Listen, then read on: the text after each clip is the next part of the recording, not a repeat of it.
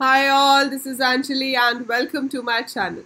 So last video में हमने पढ़े थे numeric functions हमारे पास कौन से होते हैं SQL में that is math function भी उन्हें हम कह सकते हैं. So we did power की जगह पर आप PW भी लिख सकते हो. You have round and you have mod.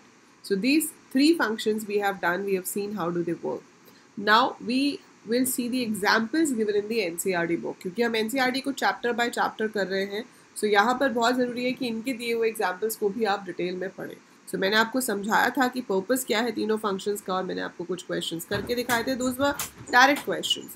But now if I look at the examples given over here, तो हमें जो यहाँ पर कार शोरूम का जो डेटाबेस दिया हुआ है उसके ऊपर बेस्ड इन्होंने कुछ एग्जाम्पल्स दिए हुए हैं. लाइक पहला क्वेश्चन कह रहा है, in order to increase sales, suppose the car dealer decides to offer his customers to pay the total amount in 10 easy EMIs, that is equally monthly installments.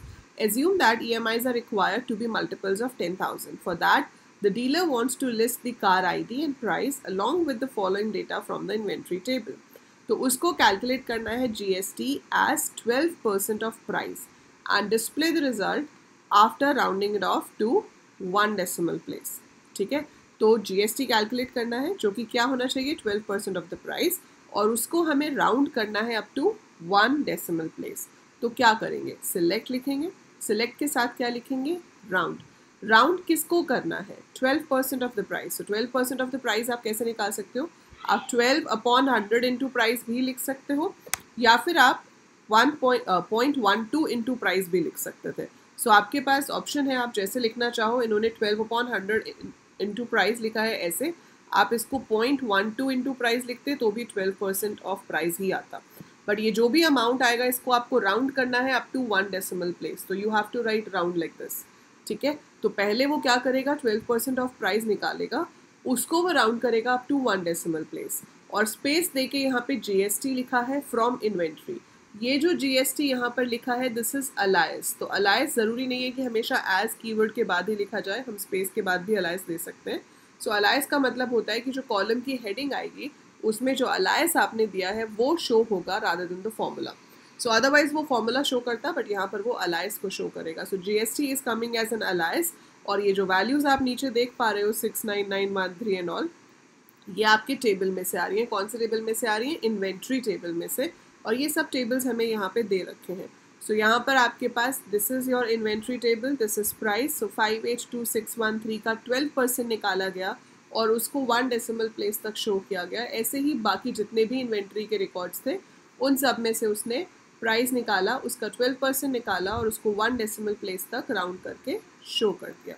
ठीक है, सेकेंड क्वेश्चन कहता है, add new column final price to the table inventory which will have the value as sum of price and 12% of GST.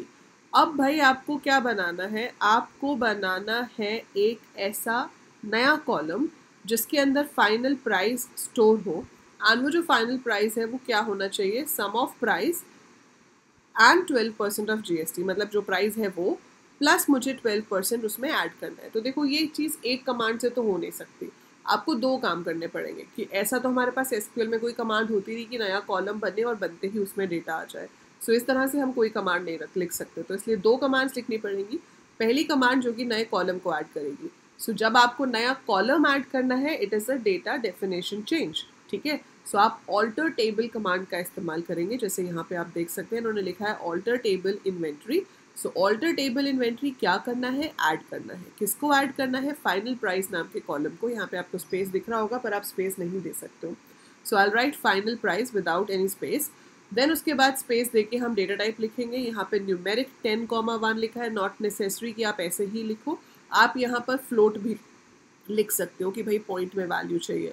Numeric 10,1 का मतलब है कि 10 maximum digits हो सकते हैं जिसमें एक डिजिट डेसिमल के बाद होगा. बट इट्स नॉट नेसेसरी कि आप ऐसे लिखो, आप फ्लोट लिख सकते हो. So alter table inventory add final price float, we can write like that also. उससे आपका नया कॉलम ऐड हो जाएगा. देन अब आपको उसके अंदर जो वैल्यूज़ लानी है, इस कॉलम के अंदर जो वैल्यूज़ लानी है वो वैल्यूज़ हम कैसे लेके आएंगे. जब मुझे डेटा चेंज करना है तो वो अपडेट कमांड की हेल्प से होगा.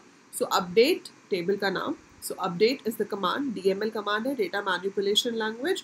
आप लिखोगे अपडेट टेबल का नाम लिखोगे जो है इन्वेंट्री सेट। किसको सेट करना है? ये जो नया कॉलम हमने अभी बनाया है फाइनल प्राइस, उसको सेट करना है।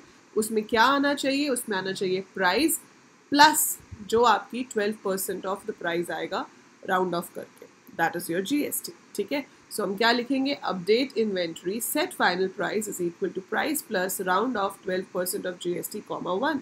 So that will be added into your price. जो वैल्यू बनेगी वो फाइनल प्राइस में स्टोर हो जाएगी और वो आप देख पाओगे जब आप अपना सिलेक्ट फ्रॉम इन्वेंट्री करोगे। So when you do select star from inventory you will be able to see this new column and the new values in that column. ठीक है, so that's how it's created.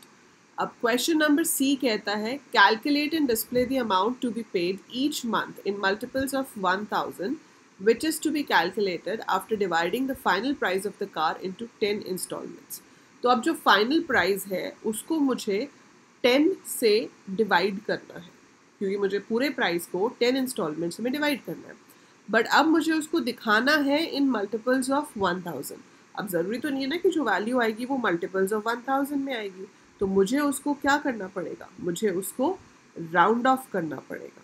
ठीक है, I have to round off the value. तो मैं उसे round of करूँगी ताकि मेरे पास वो थाउजेंड्स के मल्टीपल में आ सके।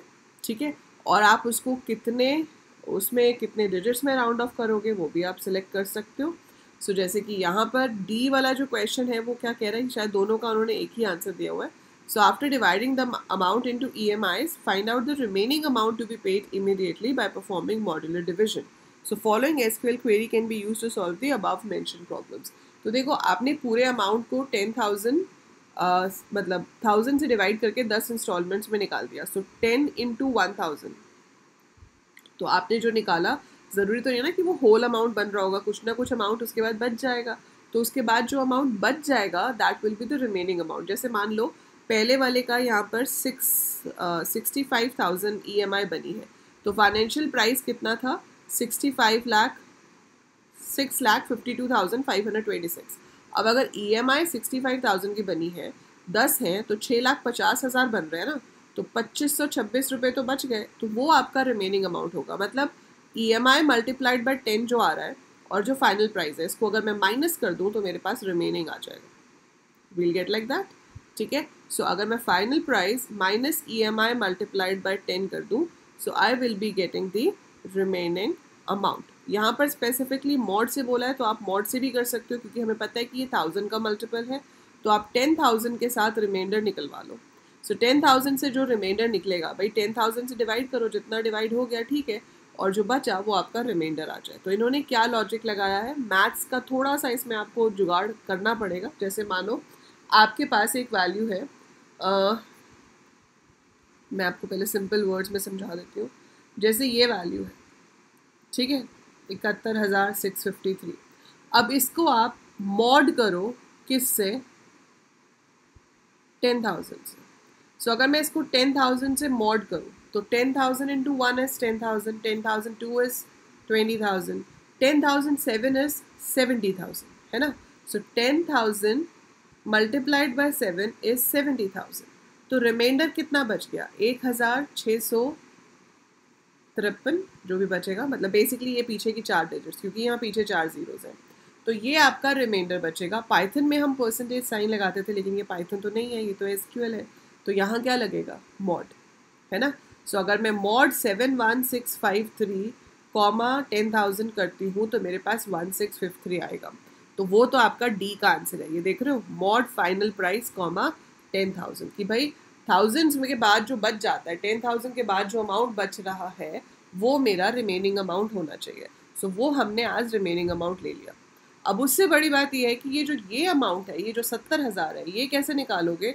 और फिर आप इसको डिवाइड करोगे 10 से to get your monthly installments. तो ये जो अमाउंट मेरे पास आएगा इसको मुझे 10 से डिवाइड करना है ताकि मेरे पास क्या आ जाए? मंथली इंस्टॉलमेंट्स आ जाए। तो हमने क्या किया? Final price minus mod of final price minus 10,000, मतलब फाइनल प्राइस कितना था?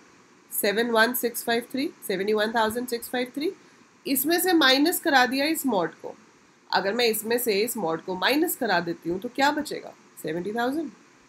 मैथ्स है ना, थोड़ी दिमाग वाली गेम है, थोड़ा सा मैथ्स लगाओगे समझ आ जाएगा।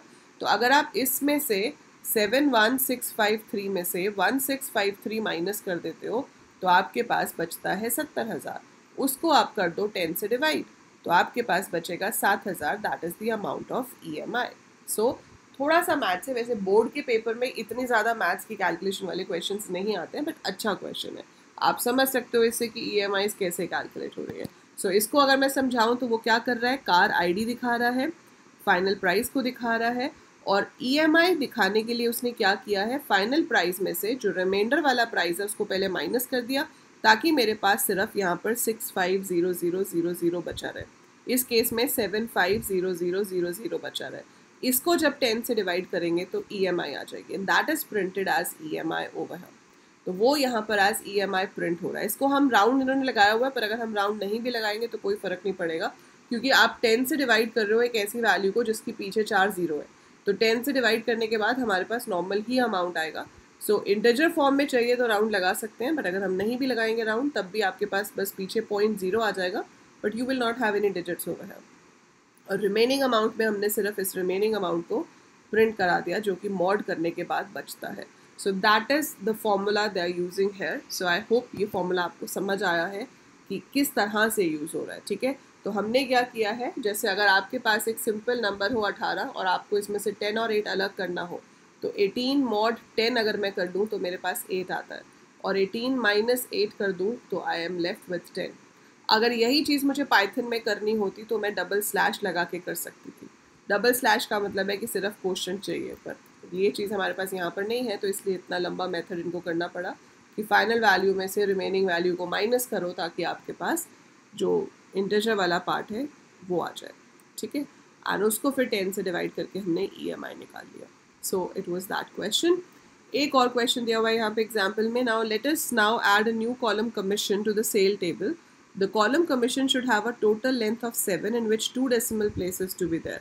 So ये आपको ऐड करना है नया कॉलम। इसमें आप न्यूमेरिक 7,2 लिख सकते हो। टोटल लेंथ 7 है, 2 डिजिट डेसिमल के बाद होंगे, पर हम यहाँ पे सिर्फ फ्लोट लिख के भी कर सकते हैं। Answer will be considered as correct.